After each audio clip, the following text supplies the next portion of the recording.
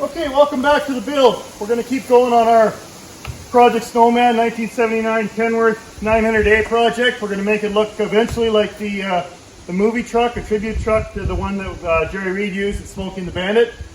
And you know, we're just going to continue where we left off on the last episode.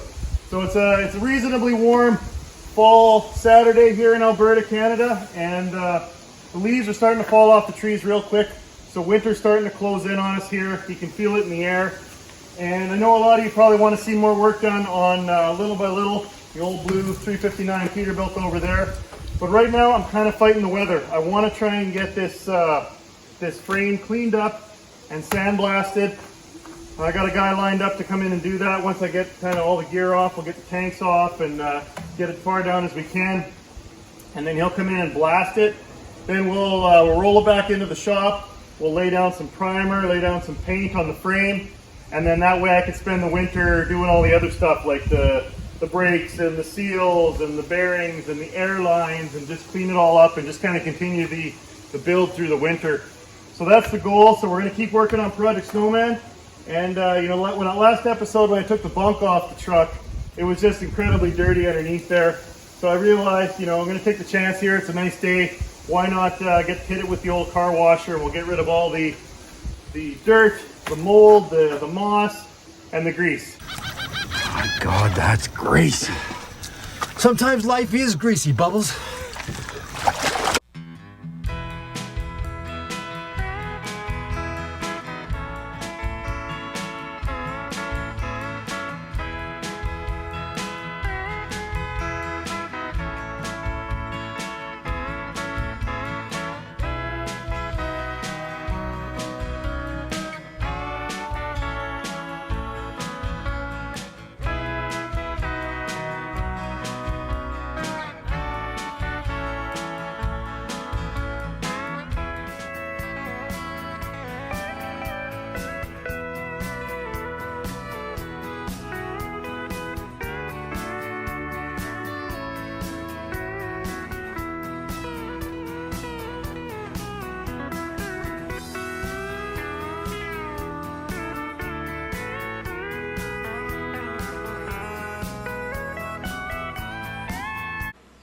Hold up on that car wash, gentlemen.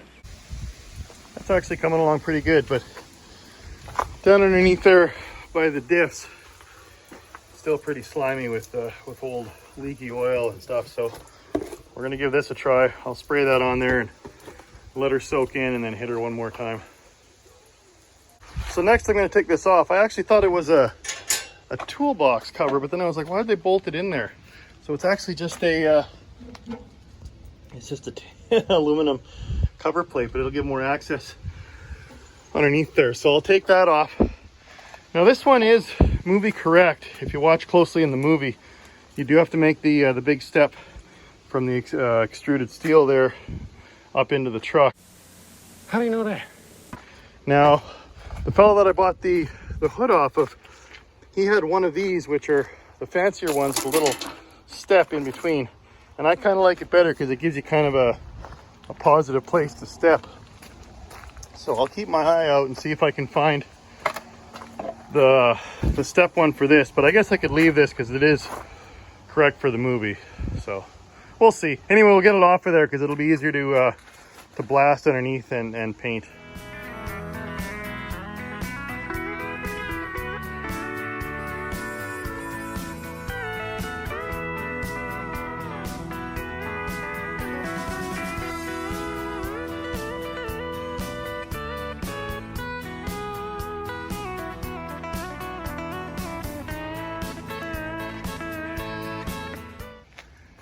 Well, if I ever had to take the transmission out of here, I know which side she'd be coming out on. Look at that, you can get to half the bolts. So we're gonna have to replace that. That's pretty beat up. And then slight leak down there. So the exhaust needs some work, obviously. And then we'll spray some degreaser on that and clean this out of there. But I'm really surprised this isn't a toolbox. Looks like it could have been at one point in time if it had a floor and then a backing. You could have it as a toolbox, but I guess somewhere along the way, or maybe that was the original build, it was just a cover plate. Okay, enough talk. Let's get back at it.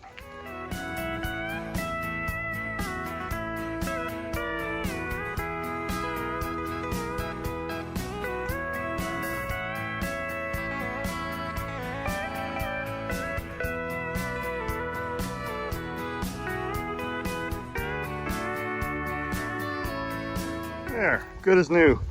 Not really. This truck's actually in much better shape than my Pete was in. I guess because it didn't spend a decade and a half sitting in a field. I mean, once we get this all cleaned up and repainted, it's gonna look pretty sharp. So typical wood floors, we'll gut the interior over the winter, and if need be, we'll replace those. All these lines are gonna have to be replaced. I'll just get, what I did with the Pete was I got, 200 or 300 feet of line and boxes of fittings, and you just start replacing them one at a time. Start at the front and work your way to the back, or vice versa. So there's that plate that wouldn't come off. So I'm gonna have to cut this washer out of here and get a new bolt, and then put this plate back on the bunk, but that shouldn't be too big of a deal, and get some new bushings. We'll get rid of that old air dryer. I doubt that old girl even works. Need some new air tanks, all new brakes. My automotive teacher in high school used to say, it doesn't matter how fast you go, but you damn sure better be able to stop. So I'll heed that advice and do all new stuff there, new slack adjusters, new brake cans. Who knew the old little short drive shaft there was white at one point? Lots of grease on it. Still lots of grease down there, but the bead blaster should get the rest of it. We'll need new air valves. That one there is leaking, and who knows if they're working correctly. And just new brackets, but none of it is too crazy. And I think the frame looks solid where the fifth wheel mounts, which I'm happy about. It's really good that it's steel on steel rather than steel on aluminum, because they don't play nice together. And I think there's an input shaft seal that's leaking on this guy. Either that, or it could just be lots of grease leaking from the fifth wheel over time. But I suspect it's the seal, so we might have to replace that. To redo the wiring, get some nice square mount taillights and mud flap hangers. Got to get some fenders. Now I'm thinking about maybe just putting the aluminum wheels, obviously using the separator, and then putting the aluminum wheels, made it up to the steel ones, because that way I don't need to change the stud length on the actual hub, because the steel wheels are about half the thickness of the aluminum wheels, so this guy won't be long enough. But what I could do is get longer bud lugs, and that way I could put the aluminum wheel on and there'd still be enough thread. So I think there's two sizes. I think these are the short ones for the steel wheels, and the other one will come out to about there, so it'll have more threads. So you can put the aluminum wheel on there and still put the final nut on and have enough threads to hold it on there. So we might just sandblast those and paint those as well, and like I say, just throw the aluminums over top. With all due respect, sir, you're beginning to bore the hell out of me. Get the tanks off of there, and we'll get them polished up at the same place that did my Peterbilt ones. Obviously get the hood swap, we'll paint the engine, do the interior, and we're gonna have a pretty sweet truck. So how's that for a junkyard score? I went and traded these straight up for the air cleaners and the diverter panels, those dual ones that I don't want anyway. Now typically, I don't even know if you can get these from Kenworth anymore, the ones with the holes all the way up and down. So these are very movie accurate. And typically when you do find them in the junkyards, they're always rotten, at least up here in Canada. They're always rotten at the bottom because of salt and water collecting down there. And both these are absolutely mint. What a score. They're gonna look just perfect on Project Snowman.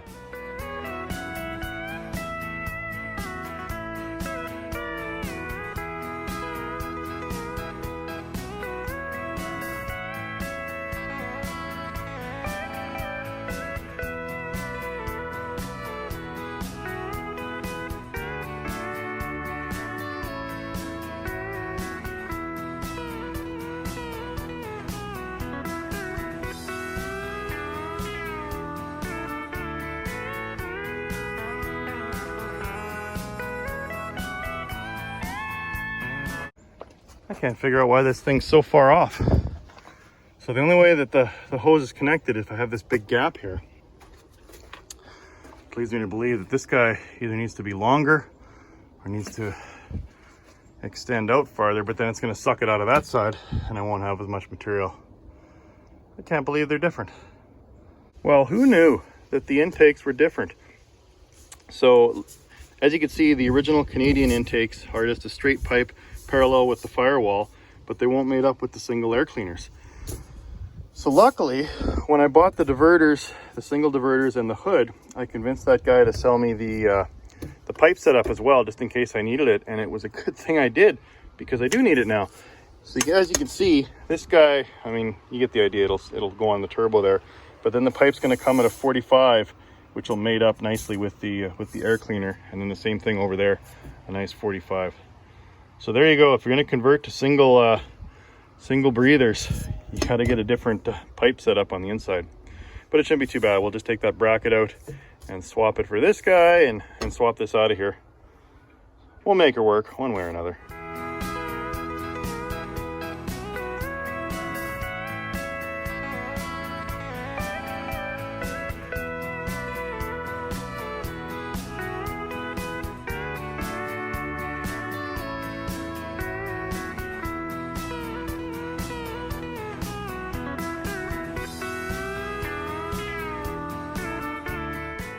Starting to get a bit of a rain delay here, but at least I got one side kind of mocked up. So this is how it's gonna work. I had to kind of do a hodgepodge of parts from both air intakes. So I kind of stole some pieces, and then I used the long straight pipe that was there against the firewall and hacked it to get enough length for that guy. But I think that'll work. Now I just need to figure out how I'm gonna do that side. Fun. Okay, let's try and get this second air cleaner on here. Okay. Oh.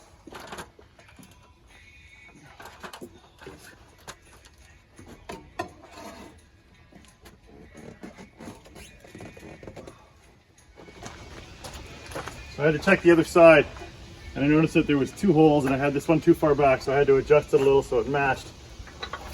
Oh, but it is getting colder. It is getting colder. I think it's about 4 degrees right now. Again, hopefully it's warmer next weekend when we blast and paint. But the forecast ain't looking good. I guess I left this too long. I should have got rolling earlier in the year. It was such a nice fall, but it's going to end real quick. Whatever, snow's never stopped me before. Oh, that's looking nice.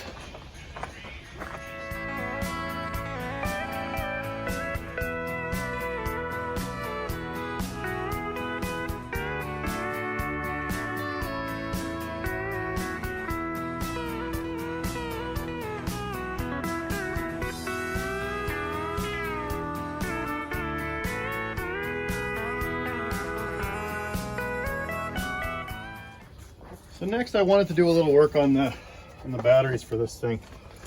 So you'll know with these old trucks, you've been around them for a while, that some have the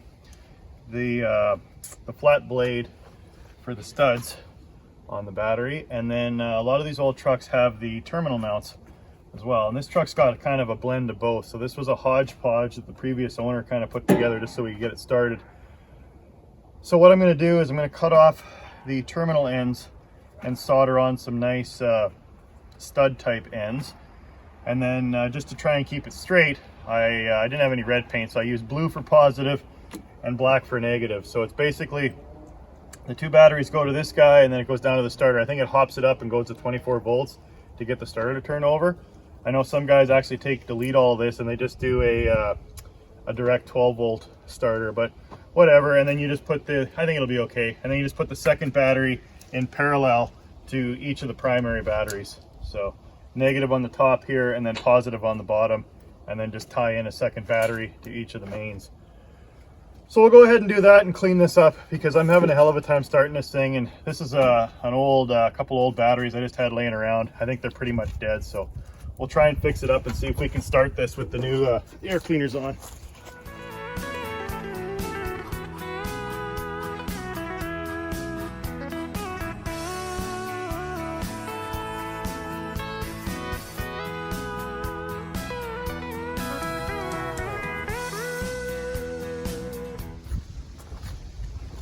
So I'm always a big believer in drawing out what it was before you started, so you don't get yourself too lost.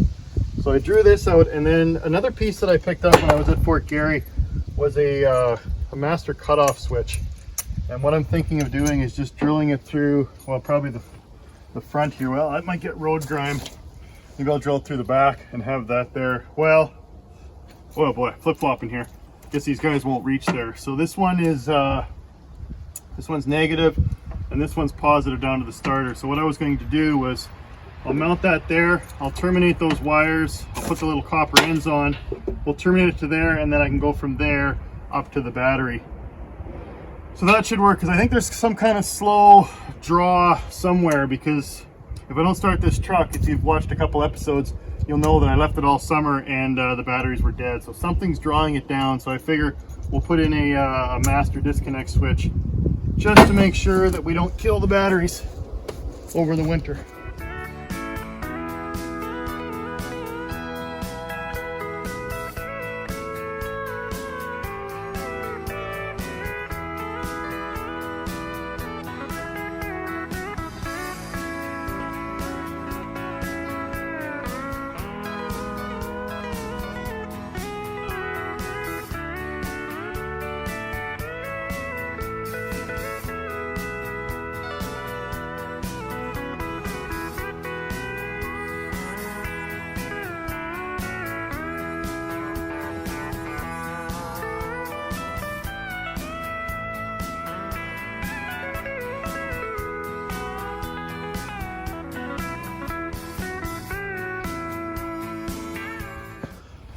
That's why it pays to take pictures as you go, and in this case, vlog. So there was a little, there was a tiny little accessory wire that was connected to the positive, and because it was orange, once I had it cut, I actually soldered it in with the negative terminal. So that's why we're getting continuity, and hence the sparks. So we'll try this now. Yep, no sparks. Good. Problem solved. Okay, now I just need to put the extra terminals from this guy to this guy. So I was a goof, and I sold my fourth big battery in. I had it in my forklift. I should have put a crappy battery in that one before I sold it. So it looks like I'm going to have to go get one more big battery, because this one's a boat battery, but it'll work for our purposes today. Okay, one more negative, and we should be in business. See if this old Kenny will start. She's pretty loyal as long as it turns over. But these big old Cummins, they sure like to smoke until they warm up. My cousin told me it doesn't matter if it's in a truck or it's in a tractor. It'll always. Oh, Ricky! The power's still on, Julian. Ricky, I'm Bubbles. The power's still on, Julian. okay. Oh, never hurry. When you're hurrying, you're gonna make a mistake. The battery spun backwards. Okay. Slow down, Mark. Slow down. There. Amateur hour here. Doing some battery welding. Okay. Come on, baby. Are you gonna give me enough length? Come on. There we go. There we go. Just fits. Okay, no more welding, please. Now, guess I gotta go find the little nuts that I had. There they are. These guys are 1/2 inch because it's not an industrial battery. Okay. Getting closer. Okay, see if my cutoff switch works.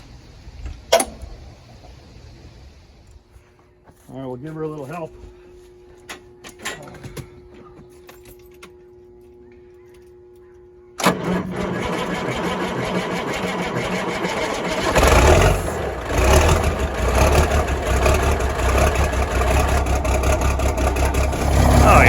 like a top. And I'm a lot happier having air cleaners. Oh, listen to that smooth, sexy rumble.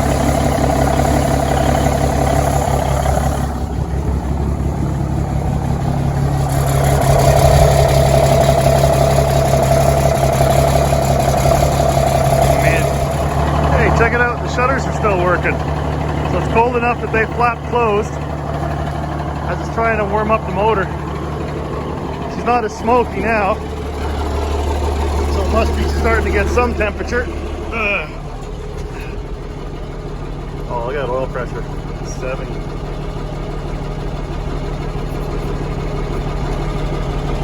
Oh, my tack fades in and out. I don't know if it's a mechanical, it must be a mechanical.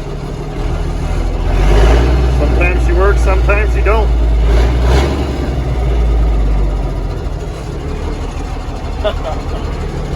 Awesome.